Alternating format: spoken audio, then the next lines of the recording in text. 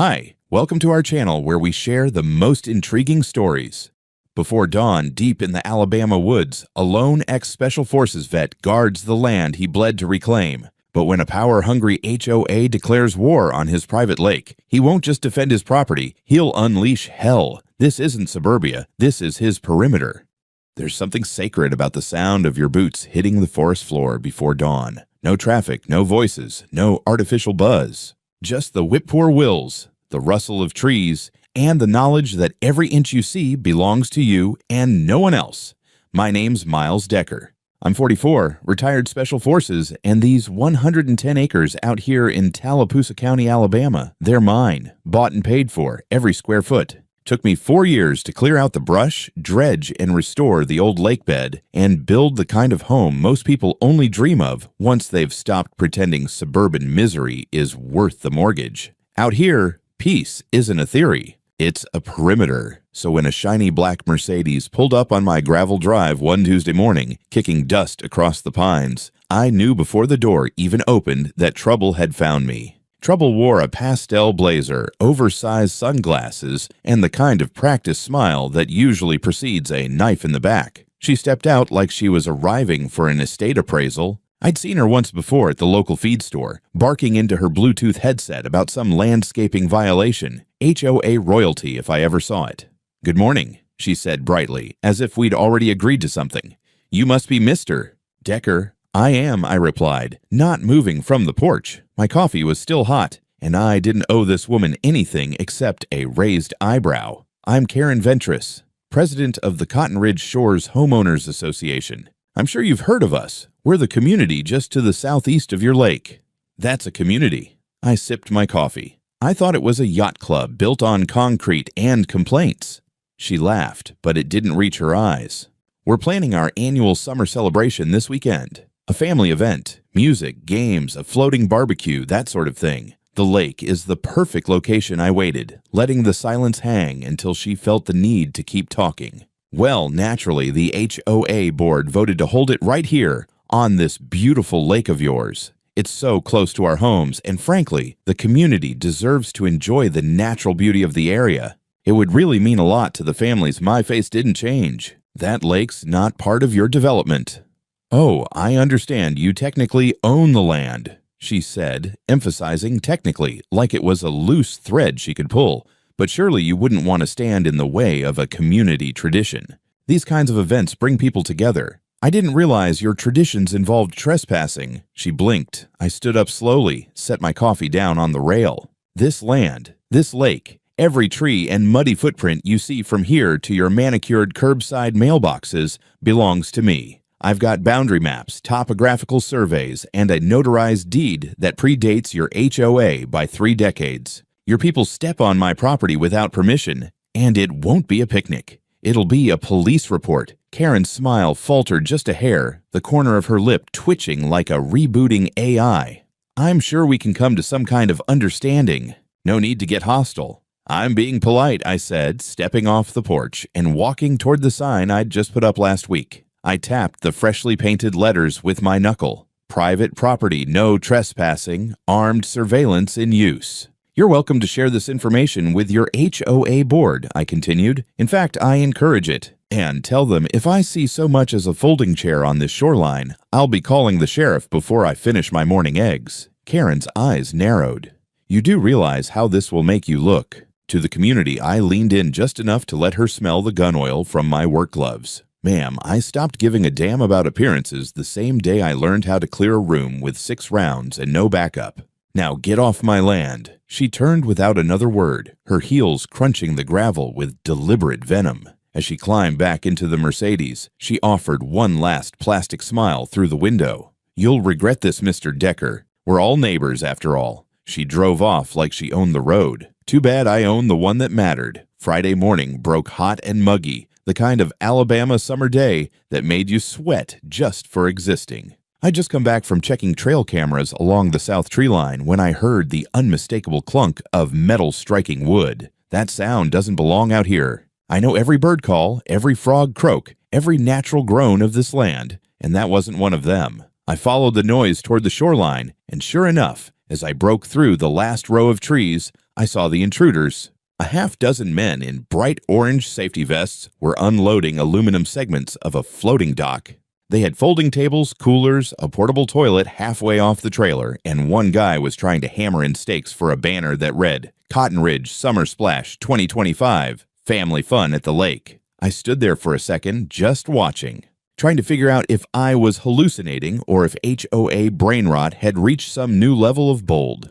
"Excuse me," I barked, and the guy with the hammer dropped it so fast it bounced. They all turned to me like I was a bear that had wandered out of the woods, which, in fairness, I probably looked like, tall, soaked in sweat, gloved, armed with a sidearm holstered on my hip, and already irritated before my first coffee refill. One of them stepped forward, clipboard in hand, nervous smile plastered across his face. "Hey there, sir. We're with Clearwater Event Rentals, just setting up for a community festival tomorrow. We've got a permit on file."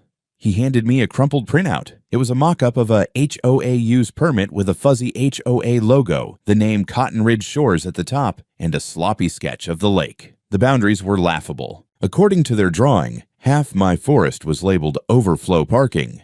"You're standing on private property," I said flatly. "This is not community space.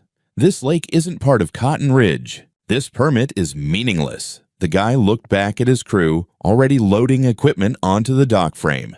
"I mean, we were just told to set up." The HOA president said this area was secured for the weekend. "You've got 60 seconds to start packing up and leaving, or you'll be explaining this to the sheriff," I said, not raising my voice, not threatening, just stating facts. At that moment, a silver BMW kicked up gravel from the main road and skidded to a halt near the edge of my property line. The door flew open, and out stepped a man in a blazer and boat shoes, exactly the type who considers esquire a personality trait. "I'm Jonathan Pierce," he said, waving a leather folder like a badge. "Legal counsel for Cotton Ridge Shores. I suggest you lower your voice and your weapon, sir." "My voice is already low," I said, and the weapons holstered. "You are intimidating licensed contractors and threatening to interfere with a community event sanctioned by the HOA. That's grounds for civil action, possibly criminal, if we determine you've threatened public safety." I smiled and tapped the small black square clipped to the front strap of my vest. "Bodycam's been recording since I stepped out of the trees. Everything's documented, including your crew trespassing, trying to build structures without a county permit, and now legal intimidation." His smirk cracked, just slightly. I pulled a laminated copy of my property line map from my back pocket, one I carry whenever I expect idiocy, and unfolded it on the hood of his car. "County verified borders. Everything you see here, including this entire shoreline, is under my title. Not common space, not easement, not accessible, not yours. And before you go claiming historical use, this lake was dry mud when I bought it. I restored it myself." From scratch, one of the workers slowly started dismantling the dock as we spoke. Jonathan flipped open his folder and shuffled papers, searching for some bureaucratic miracle that didn't exist. "There may have been a miscommunication," he said, retreating. "But you'd be wise not to make enemies in this community, mister." "Decker, I don't make enemies," I said, stepping back. "But I also don't let strangers take what isn't theirs. Now get off my land." By the time they pulled out, I'd counted 3 vehicles, 2 trailers, and 1 overflowing porta-potty disappearing down the road. I stood there another minute, watching dust rise, then walked back to the shoreline and picked up a zip tie they'd left behind. Not much, but it'd do nicely for evidence. Back in the house, I logged everything, GPS timestamps, photos of the attempted dock, scanned the fake permit, and labeled each clip from my body cam. I'd seen enough to know this wasn't over. HOA types don't take no as an answer. They treat it like a challenge. So I added another camera near the access path, rotated my floodlights toward the waterline, and poured myself a bourbon even though the sun wasn't down yet. Something told me I'd earned it. Saturday had the quiet tension of a fuse waiting to be lit. I spent most of the morning trimming branches along the back trail, checking battery levels on the trail cams, and walking the edge of the shoreline with a clipboard in hand, taking notes on the minor trash the HOA idiots had left behind. Zip ties, a dropped plastic fork, a laminated volunteer map of the event. My land apparently was Zone C, family float, and music area. Cute. I should have known something was coming. People like Karen don't just slink off and lick their wounds. They regroup, reframe, and retaliate with a camera in one hand and an innocent child in the other. So when I spotted 2 kayaks drifting slowly onto my lake around 4 that afternoon, I didn't react immediately. I watched. 4 teenagers, 2 per boat, paddling lazily like they were on a field trip, giggling, splashing each other. Too casual, too staged. I could practically hear Karen's voice behind it all. Just have fun, sweethearts. If that scary man yells at you, Auntie Karen will handle it. I moved down to the dock, stayed visible but didn't speak. One of the boys spotted me, said something to the others, and they started paddling closer to the shoreline. And then, like clockwork, came the adults. 2 men and a woman stepped out from the trees near the east trailhead. They weren't hiking. One had a shoulder bag. The other held a phone already recording. The third wore a HOA badge like it gave him federal authority. I raised a hand. This is private property. You're trespassing. Turn around and leave. The guy with the phone ignored me. We're just out here enjoying the lake. No harm in that. Kids are just playing.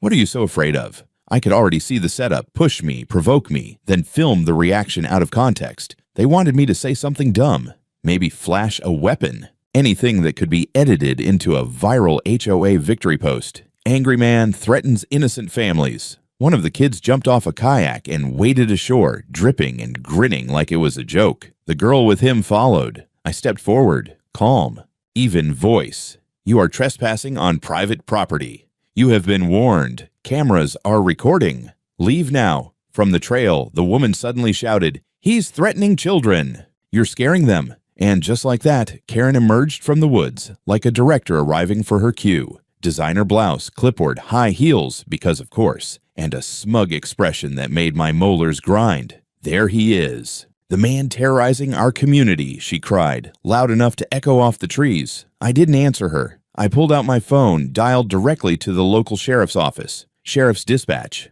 This is Miles Decker. I have 6 trespassers on my private property, including minors who arrived via unauthorized lake access. There is a verbal confrontation in progress. I have full video documentation. Requesting immediate law enforcement response, Karen's smile dimmed by half a watt. Sir, the woman shouted, stepping forward, we're simply trying to enjoy the water.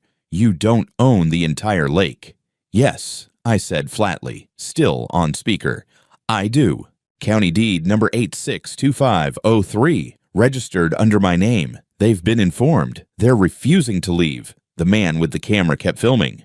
You realize we're posting this online, right? This is harassment. You're going to be sued. You're going to be arrested, I replied calmly. 15 minutes later, 2 sheriff's cruisers pulled into my driveway. I guided the deputies through what had happened. I showed the camera feed, the GPS coordinates, the deed, and even the laminated volunteer map, where they'd labeled my land as their play area. The kids, of course, played dumb.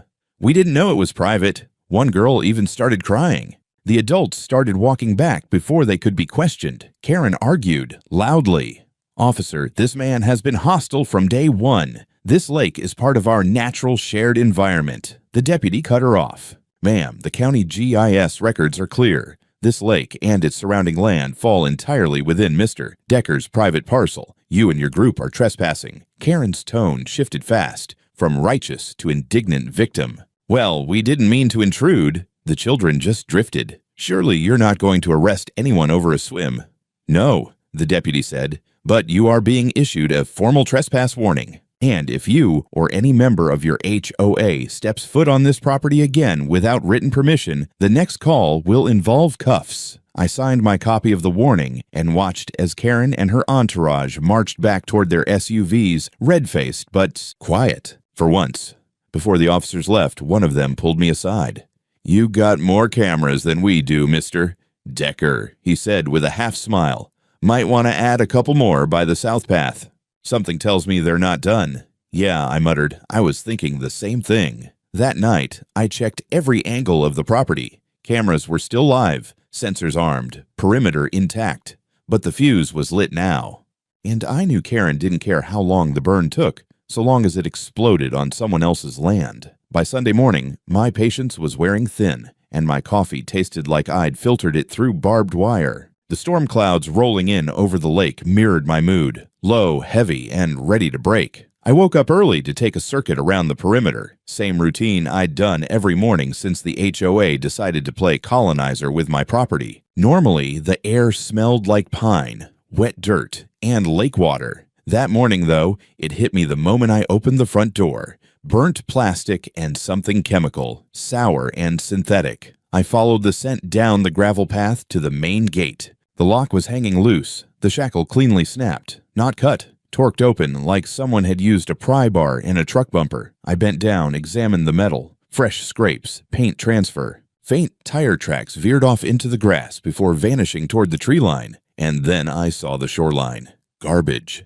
Everywhere. Crushed soda cans, fast food wrappers, styrofoam coolers smashed open, and, most disturbingly, 2 open contractor bags filled with paint thinner, fertilizer, and plastic bottles reeking of petroleum jelly and brake fluid. A cocktail of environmental disaster dumped straight into the shallow water near the reeds, where I'd just planted new aquatic grass to restore the lakebed's edge. But it wasn't just litter. One of the surveillance posts, mounted on a cedar pole overlooking the dock, had been ripped down, the housing cracked and the camera gone. Clean pull from the power box. Whoever did this knew where to look. I stood there a moment, heart beating like a war drum, not out of fear, but calculation. This wasn't random vandalism. It was precise, deliberate, coordinated. The broken gate, the camera, the chemical dump. They were escalating. I walked back to the house, straight into my office, and started collecting evidence. Photos, timestamps, drone footage, backup recordings from the cloud. The night before, around 2:50 a.m., one of the backtrail motion sensors triggered. I pulled the clip. Headlights bouncing through the trees. 2 figures with gloves and flashlights. A truck idling off-road. The camera didn't catch their faces, but the make and model were clear. A white 2020 GMC Sierra with aftermarket fog lights and a cracked rear plate cover. Guess who drives one of those in Cotton Ridge Shores? Vice President of the HOA, Bradley T. Meyer. I'd seen him once arguing with a UPS driver about inappropriate uniform standards. I'd written him off as HOA cannon fodder. Apparently, I'd underestimated him. I uploaded everything to a private drive, then packed it onto a USB stick labeled for Sheriff Urgent. I drove straight into Dadeville and walked into the sheriff's office with the evidence, coffee in one hand and a bad feeling in the other. Sheriff Darnell met me personally. "Again, Miles," he said, more weary than surprised. I laid out the timeline, the footage, the chemicals, the broken camera, the GPS logs from my phone that lined up with the sensor pings. I handed him a sealed sample bottle I'd taken from the shoreline. He unscrewed it, sniffed once, and winced. "Jesus, that's enough to kill off everything in that inlet. They wanted to ruin the lake," I said, "or provoke a reaction. Or maybe both." He called over his deputy and ordered a site visit for that afternoon. "We'll file a formal report, and I'll call environmental quality. If that water's contaminated, this becomes a state-level incident." Good. Let them feel the heat. Back home, I wasn't taking chances. I replaced the camera with a backup unit, mounted higher and tighter, installed motion-triggered floodlights pointed toward the access path, and reinforced the gate with a fresh lock and a steel crossbar. I repositioned 2 trail cams, this time with infrared night vision, and double-checked the drone's standby mode. Then I buried a brand new magnetic GPS logger under the gravel by the main entrance, just in case anyone tried to sneak back in. Call it paranoia if you want. I call it Tuesday. By evening, a crew from the sheriff's office came out to document the damage. One deputy took samples. Another photographed tire tracks. I offered beer. They declined. As the sun dipped below the tree line, casting long gold streaks across the poisoned reeds, I stood at the edge of the dock and stared out at the lake I'd brought back from the dead. I remembered the sweat, the tools, the months of hauling out stumps and sediment. Every fish in that water had been stalked by me. Every patch of grass planted by hand. And now they'd tried to ruin it. But they missed something important. You don't scare someone who's already spent a lifetime in chaos. You just give him purpose. They came in the dead of night, just like I knew they would. Sunday, well past midnight, when the crickets were loud, the humidity was thick, and only bastards or raccoons had reason to move. I'd been asleep for less than an hour when the motion alert buzzed on my nightstand. Perimeter breach. South Trail. 2 contacts, then 4. I rolled out of bed, quiet and quick, and tapped the screen. The live feed lit up. 6 figures, 2 hauling equipment, one with what looked like speaker stands, the others moving with a familiarity that said this wasn't their first trespass. They were coming in from the back, through the Pine Belt, using a trail that only someone with a topographic map or local insider knowledge would even know existed. GPS coordinates confirmed it. They'd mapped the forest approach. I didn't wait. I threw on boots, grabbed the key to the gun safe, and slung the 12-gauge over my shoulder. Not loaded, but not obviously empty either. The look alone tends to encourage smarter decisions. I clipped on the body cam, activated recording, and switched on the floodlights at the shoreline from my phone. What had been darkness exploded into daylight. The floodlights roared to life with a sharp click, illuminating the entire shoreline, trees, gear, faces, and 5 very surprised adults with a portable stage halfway assembled and a gas generator already humming. One of them was lifting a banner out of a plastic bin. Another was opening a folding chair like they were prepping for a damn cookout. I stepped out onto the gravel path with a spotlight in one hand and my shotgun in the other, held casually, but clear. "You've got 60 seconds, I said, loud enough to cut through the generator noise. "Drop everything, walk away slowly, and I won't add resisting arrest to your night." A tall man in a muscle shirt spun around and squinted into the lights. "We're allowed to be here. This is a community event. HOA approved." "Wrong lake," I replied. "Wrong property. Wrong century if you think that's going to hold up in court." They didn't move. Then a second man, chunky build, beer gut under a polo shirt, grabbed a walkie-talkie and muttered something. I caught part of it. "Karen's supposed to be here by now." That's when the pickup roared to life. A gray Ford F-150 I hadn't seen in the trees came lurching forward, headlights off, aimed straight at the path that led to my dock. No license plate on the front bumper. The engine gunned once, then again, and it started speeding up. He was trying to brake past me. I stepped forward, aimed low, and shouted, "Stop the vehicle!" twice. No response. The grill rose as it bounced over a dip in the terrain, and I fired. The shotgun roared once. Non-lethal beanbag round straight into the radiator. The impact wasn't subtle. The front end dropped instantly, steam hissing out from under the hood like a geyser. The truck swerved left and stalled out in the mud. The entire shoreline fell silent. Then came shouting. One guy dropped his gear and started sprinting into the woods. Another tried to pull the generator off the dock. Too late. Within 3 minutes, the sirens began. The deputies rolled up fast and hard. 2 units, lights spinning through the forest, the whole area lit like a war zone. I stood back, shotgun on the ground, hands visible, camera still rolling. The guy who tried to flee didn't make it far. They found him tangled in brush, bleeding from a thorn bush and begging for immunity. Another tried to claim he was just here to help, but the cops weren't buying it. Turns out the man driving the truck, Bradley T. Meyer, vice president of the HOA.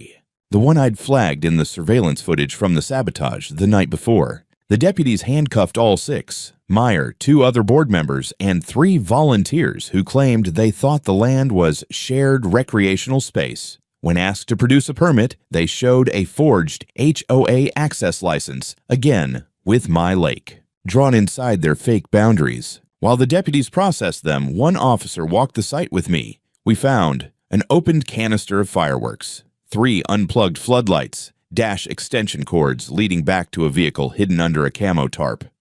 A printed event schedule titled Cotton Ridge Water Festival, Lakefront Stage Setup 2 a.m. Sunday. The whole damn operation had been planned, down to the minute. As Bradley was loaded into the cruiser, he barked over his shoulder, "You're gonna regret this, Decker. You're the one who pulled a gun on unarmed citizens." The deputy just shook his head. "Sir, we've got body cam, private surveillance footage, drone timestamps, and a criminal complaint. The only thing you're pulling is time." They towed the disabled truck, took statements, bagged evidence, and finally, around 4:30 a.m., left me with nothing but a ruined shoreline and a quiet lake. Before sunrise, I updated all my logs, labeled the footage, made another copy for my lawyer, and called in a hazmat disposal crew to check the generator for leaked fluids. I hadn't slept. I hadn't blinked. But I'd held the line, and now they were going to face the consequences. By Monday morning, the videos had already started circulating. I hadn't posted anything myself, yet,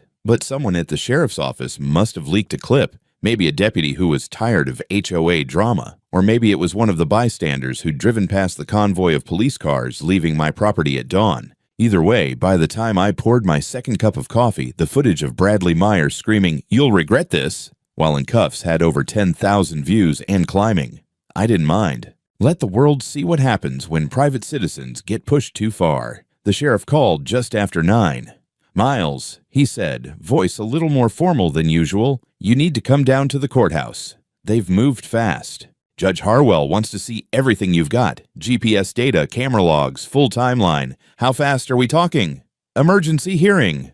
Today at 2 o'clock. That meant no jury yet, but it also meant someone important was paying attention, someone outside the HOA's usual backroom circle. Harwell wasn't from around here. Circuit transfer from Birmingham. Clean record, few friends in local politics, and no HOA ties. I liked him already. I packed 2 thumb drives, a binder of printouts, and a manila envelope with stills from the drone footage. The last one was my favorite, a perfectly framed shot of Bradley trying to pull a speaker stand out of the mud while looking directly into the lens like a deer caught doing tax fraud. When I arrived at the courthouse, there were already news vans out front, local affiliates, regional radio crews. One guy with a press badge asked, "Is it true they dumped chemicals into your lake?"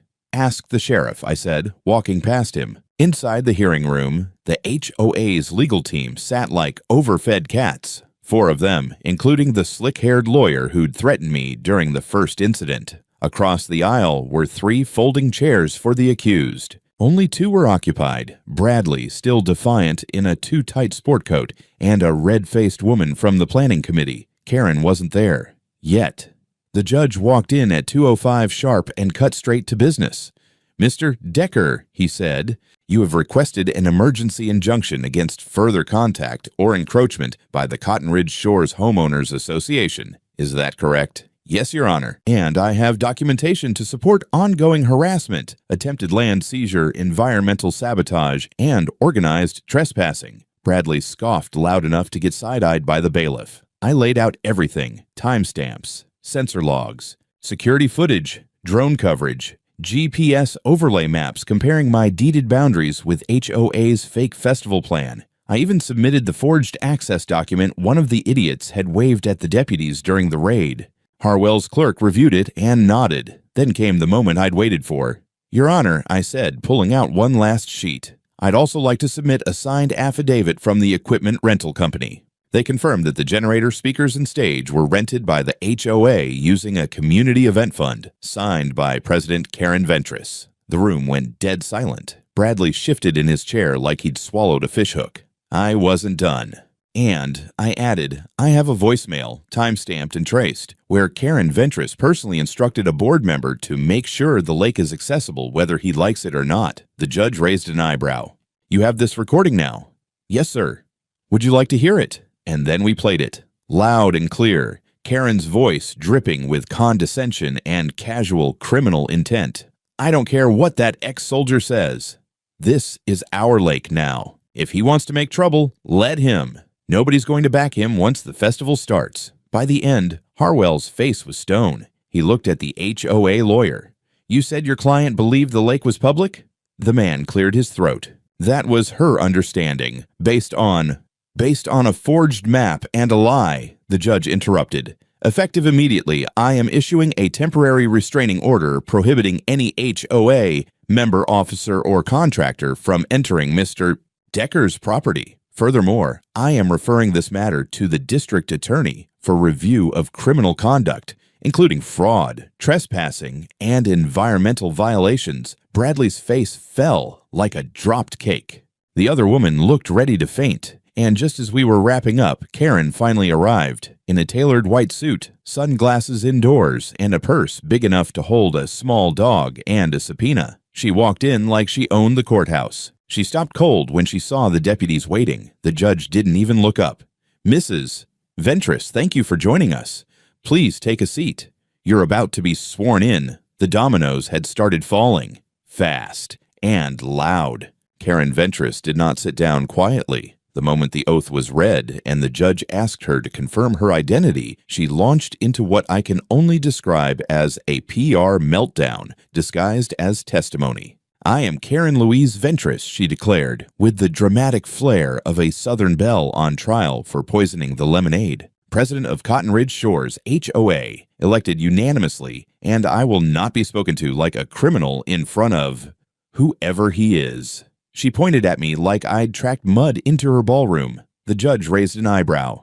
"You're being addressed as a witness in a criminal investigation, Mrs. Ventris, not royalty. Sit down." She sat slowly, as if her chair were beneath her dignity. Then came the questions. "Did you authorize the use of HOA funds for the event labeled Cotton Ridge Water Festival?" "I delegated the task to the events committee." "Did you sign the equipment rental forms personally?" She paused. "I reviewed them." "Did you instruct any board member to access Mr. Decker's property by force, deception, or otherwise?" Karen's eyes flicked to her lawyer, then to Bradley, still red and sweating. "I made suggestions. I never gave orders. I certainly didn't expect anyone to trespass." The judge nodded slowly. "Let's play the voicemail again." They played it. Karen didn't blink, but her lawyer visibly flinched at the words, "This is our lake now." It was downhill from there. The prosecution presented not only the audio, but 2 internal emails from HOA accounts that had been obtained via subpoena that very morning. One was from Karen to the board. "I don't care if he has a deed, optics matter. We make this event big enough, public enough, and Decker's protests will look like paranoia." Another, "The private property signs will disappear. He can't stop us if there's no evidence of where the line is." She'd planned it, all of it. From removing signage to flooding my shoreline with community families, knowing full well that my property wasn't theirs to use. The judge leaned back in his chair, steepling his fingers. "Mrs. Ventris, you are now formally under investigation for criminal conspiracy, environmental contamination, forgery, and trespassing. I recommend you stop speaking unless your attorney advises otherwise." Karen turned pale. Her face twitched just once. For a second, it looked like the truth might finally land inside her skull. She didn't speak again. But it wasn't over. After court adjourned, I was pulled aside by the lead prosecutor. "Mr. Decker, would you be willing to provide a full witness statement and video release for our office? We're moving forward with charges, and we'd like to build the strongest case possible." "Gladly," I said. "Every last clip, file, and inch of shoreline. I've got it documented." I stayed another 2 hours giving my full deposition. I handed over more footage, drones, sensors, the chemical dump sites, even the early footage from when Karen first visited me and offered her faux polite ultimatum, all time-stamped, cataloged, backed up 3 ways. My lawyer called it a fortress of evidence, but then came the real kicker. That evening, I got a call from Trevor Mills, a junior board member from the HOA. A guy who'd kept quiet through most of the drama. "Miles," he said, voice low. "You didn't hear this from me, but Karen's been moving HOA funds into an off-book account for over a year. Private event budgets, landscaping that doesn't exist, security bills from firms no one ever saw on site. I found it while checking expense reports. I'm sending it to the DA. Why are you telling me?" "Because I'm tired of the lies. And I saw the video. You did the right thing." By midnight, it was all over the local news. Not just the trespassing, but the fraud, the forged HOA permits, the secret accounts. The story now had a name: Cotton Ridge Conspiracy. Karen was arrested in her home at 2:30 a.m., escorted out in a bathrobe, cameras flashing from behind hedges. Her lawyer tried to spin it as a misunderstanding, but no one was buying it. Not anymore. The morning after Karen's arrest was eerily quiet. No more boats, no more HOA patrols eyeing my gates from their shiny golf carts. Just the sound of cicadas, wind moving through the pines, and the low hum of the new drone I'd programmed to do hourly sweeps around the lake's perimeter. It felt almost unnatural, like the silence you get after a storm when the wreckage is still being tallied. By noon, the sheriff's office released the full list of charges against Karen Ventris. 3 counts of criminal conspiracy. 2 counts of forgery, 1 count of environmental pollution, 1 count of organizing an unpermitted event on private property, and, my personal favorite, misappropriation of HOA funds exceeding $250,000, backed by the ledgers Trevor Mills turned in. Bradley Meyer and 2 other board members were hit with lesser charges. They pled out quickly, probably hoping to avoid real time, but Karen, she dug in. Denied everything, claimed she was set up by political enemies, claimed I was a hostile armed extremist who intimidated innocent families. Didn't work. Her trial took less than 3 days. The evidence was overwhelming. Between the emails, the GPS logs, the drone footage, the recorded voicemail, and the paper trail of fake permits, there wasn't a jury in Alabama that was going to let her slide. On the final day, she finally cracked. Under oath, cornered by her own signatures and bank statements, she admitted it. She orchestrated the lake seizure. She lied about access rights. She ordered signage removed. She told the board, "He won't fight back. He's a loner." The judge wasn't impressed. She was sentenced to 3 years in state prison and ordered to pay over $300,000 in restitution, most of which would be collected from her assets, including her lakefront home and multiple vehicles. The HOA was fined separately for violations of county regulations and environmental damage. Their corporate accreditation was suspended pending state review. Cotton Ridge Shores collapsed within weeks. Without Karen's grip, the board fractured. Members resigned, residents fled or sold their homes. A temporary federal administrator was appointed to oversee the liquidation of what remained. HOA bank accounts were frozen. The property behind my fence became a ghost town. Faded banners from the failed water festival still hanging, limp and sun-bleached, like the final act of a bad play. But I wasn't done. I used part of the settlement money to upgrade everything. New electric fencing along the back trail where the party crew had tried to sneak in. Military-grade thermal cameras at every access point. A private gate system with LPR, license plate recognition. The local sheriff's office installed a small communications relay tower on my land in exchange for fast response coverage, and then I started talking. At first, it was just a blog post, how I protected my land from a rogue HOA. But it took off. A few news interviews followed, then a podcast, then a video series. Within 3 months, I had over 100,000 subscribers. Emails poured in from Texas, Florida, Utah, even California. People dealing with the same crap. Fake rules, land grabs, HOA presidents drunk on power. So I leaned in, taught them how to map property lines, how to document everything, how to build a case that survives court. I made downloadable templates for cease and desists, explained how to pull plat maps, how to submit evidence legally. I told people you don't have to let them win just because they wear a name tag and talk like a senator. It wasn't long before the media dubbed me the HOA hunter. I hated the name, but it stuck. One day, about a year after the whole thing started, I stood on my deck watching the sun set over my lake. A real lake. Mine. No banners, no screaming kids, no Karen. Just still water, honest trees, and the sound of quiet victory. And just as the last of the sun disappeared behind the ridge, my phone buzzed. It was a message from someone in Georgia. HOA threatened to bulldoze my grandfather's cabin. They say it's in the common zone now. I watched your videos. I'm not backing down, I smiled. It was going to be a long war, but at least I'd proven one thing. You mess with the wrong lake, you get the whole damn storm.